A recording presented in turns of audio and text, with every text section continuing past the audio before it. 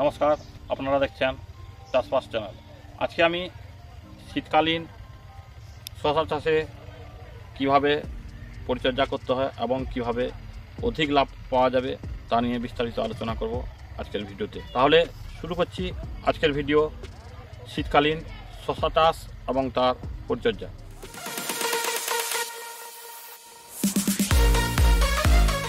যেহেতু শীতকাল, সেই জন্য মাটি তৈরির সময় আপনার লক্ষ্য রাখতে হবে, কারণ শীতকালে উপর থেকে কোনো জল দেওয়া যাবে না।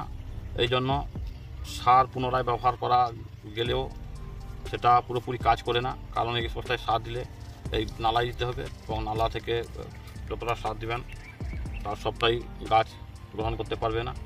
এর জন্য বেড তৈরির সময় যে পরিমাণ সার দেবেন, মানে অন্যান্য সময় যে সার দেওয়া হয় তার থেকে একটু বেশি দিতে হবে।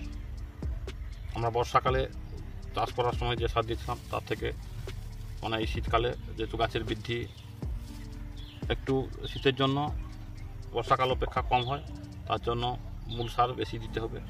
এখানে মূল সার হিসাবে দেওয়া হয়েছে 2 কেজি ডিএপি এবং 1 কেজি এনপিকে 10-26-26 প্রতি কাঠায়। তারপর বেড তৈরি করে মালচিং দেওয়া হয়েছে।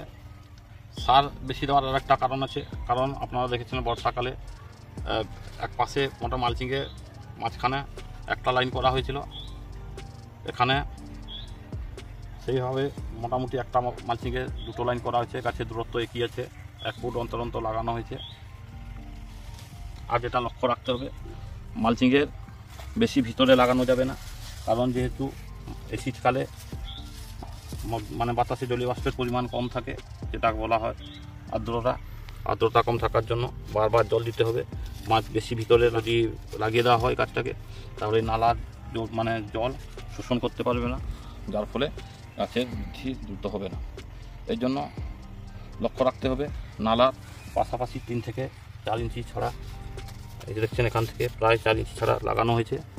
এবং বেড তৈরিতে দিকেও একটা লক্ষ্য রাখতে হবে, কারণ বর্ষাকালে বেডের উচ্চতা প্রায় 8 থেকে 10 ইঞ্চি করা হয়, কারণ তখন জলে ভরে যায় নালা, এবং সেই সময়টায় লক্ষ্য রাখতে হয় যাতে মূল পর্যন্ত যাতে জল না যায়।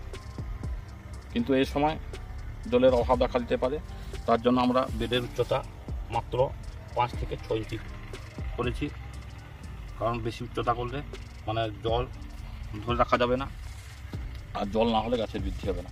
সেই জন্য বেডের উচ্চতা একটু কমিয়ে 5 থেকে 6 ইঞ্চি করতে হবে। এগুলো মোটামুটি শীতকালীন শশা চাষের একটা মূল দিক, যেটা লক্ষ্য রেখে আপনাকে করতে হবে। আর বলেছি আপনাকে, যেহেতু গাছের দৈর্ঘ্য মানে বর্ষাকালের তুলনায় কম হবে, সেই জন্য আপনার গাছের সংখ্যা বৃদ্ধি করার জন্য মালচিংয়ের দুপাশে অবশ্যই লাগাতে হবে, যার ফলে আপনার লাভ বেশি হবে। কিন্তু যদি আপনি এক সাইডে লাগান, গাছের সংখ্যা কম হবে, কারণ আপনি 2 থেকে কিংবা 4 ইঞ্চি ছাড়া তো লাগাতে পারেন না। মিনিমাম দূরত্ব আপনার একটা গাছ থেকে একটা গাছের দূরত্ব 1 ফুট রাখতে হবে। আর দুপাশে যদি লাগান তাহলে সে 1 ফুট দূরত্বে ডবল গাছ বসে আছে।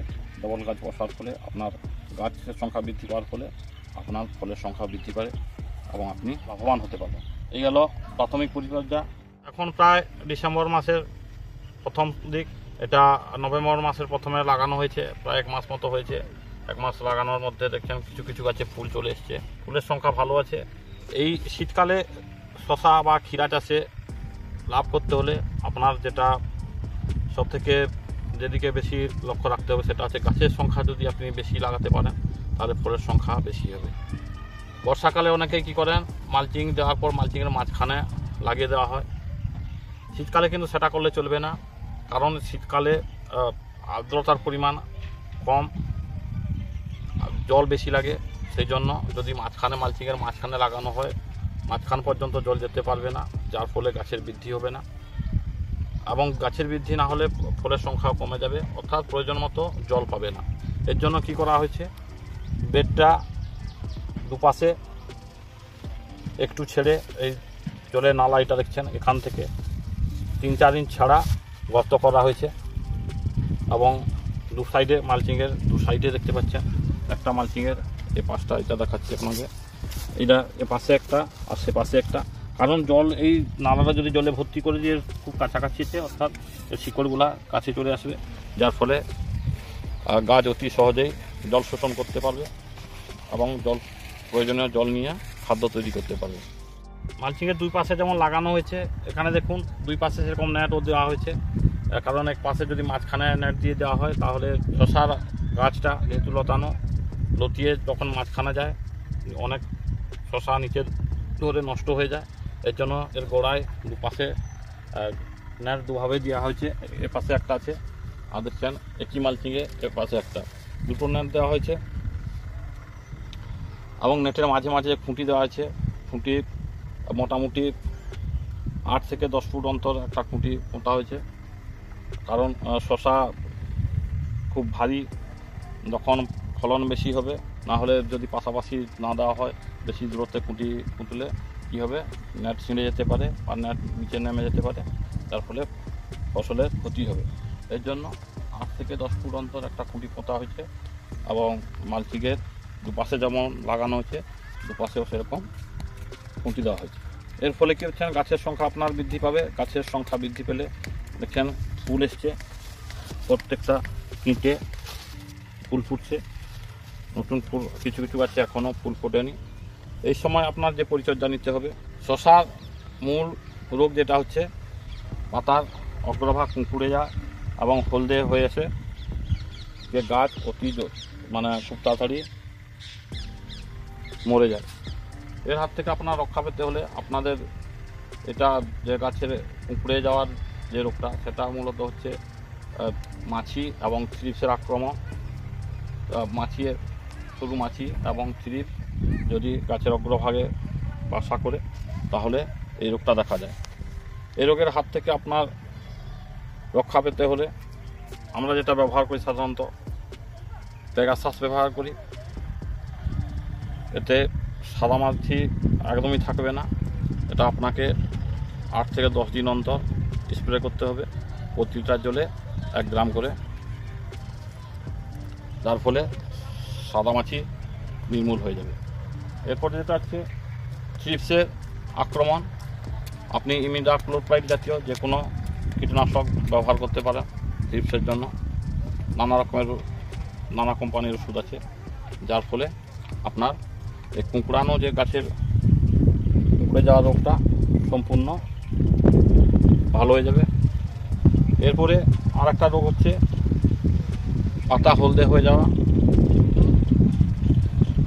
যেখানে পাতার ক্লোরোফিলের সংখ্যা কমে যায় এবং পাতা হলদে হয়ে যায়। পাতা হলদে হয়ে গেলে গাছ তার খাদ্য তৈরি করতে পারবে না এবং খাদ্য তৈরি করতে না হলে গাছের বৃদ্ধি হবে না এবং ফুল ফল ধরবে না। গাছের হলদে হয়ে যাওয়ার কারণ হচ্ছে ম্যাগনেসিয়ামের অভাব। ম্যাগনেসিয়ামের অভাবে গাছের ক্লোরোফিল তৈরিতে ব্যাহত হয়, যেটাকে আমরা ক্লোরোসিস রোগ বলি। ক্লোরোসিস রোগের জন্য ম্যাগনেসিয়াম জাতীয় যে কোনো সার, আপনার যদি সার ব্যবহার করতে পারেন তাহলে সার হিসাবে দেওয়া যেতে পারে গাছের মূলে মূলে, না হলে ম্যাগনেসিয়াম জাতীয় অনেক পাউডার পাওয়া যায়, যেটা আপনি স্প্রে করে দিতে পারেন প্রতিটা জলে 1 থেকে 1.5 গ্রাম। তাহলেও দেখবেন স্প্রে করা 3-4 দিন পরে আপনার গাছের পাতা যেগুলো হলুদ হয়েছিল সেগুলো মোটামুটি সবুজ হয়ে যায়। এই গেল একটা রোগ এবং তার প্রতিকার। আর একটা হচ্ছে এই সময় যা পোকার আক্রমণ হয়, যা পোকার হাত থেকে রক্ষা পেতে আমরা সাধারণত ব্যবহার করি এক্কা ব্যবহার করতে পারেন, যার ফলে যা পোকা নির্মূল হবে। এরপর যখন ফল আসবে, ফল ছিদ্রকারী পোকার জন্য আমরা যেটা জৈব কীটনাশক পোলার ব্যবহার করে থাকি। পোলার ছাড়াও অন্যান্য যে কোনো আপনি রাসায়নিক ব্যবহার করতে পারেন। এবং ফল পোকার জন্য যেগুলো ফল মাছি থাকে সেগুলো কীটনাশকের সাহায্যে যেহেতু যায় না, এর জন্য আপনাকে ফরম্যান ট্র্যাপ ব্যবহার করতে হবে। অনেক সময় গাছের মাঝে মাঝে কালো পড়ে যায়, কালো ছোপ হয়, এগুলো সাধারণত ফাঙ্গাস আক্রমণ। এই ফাঙ্গাস আক্রমণের হাত থেকে রক্ষা পেতে 20-25 দিন অন্তর অন্তর আপনাকে ফাঙ্গিসাইড ব্যবহার করতে হবে। এবং তার সঙ্গে সঙ্গে অবশ্যই বোরন দিতে হবে। তাহলে শীতকালীন শশা চাষের কীভাবে পরিচর্যা বিস্তারিত বললাম। ভিডিওটি কেমন লাগলো কমেন্ট বক্সে কমেন্ট করে অবশ্যই জানাবেন। ভালো লাগলে লাইক, শেয়ার এবং সাবস্ক্রাইব করে দেবেন। ধন্যবাদ।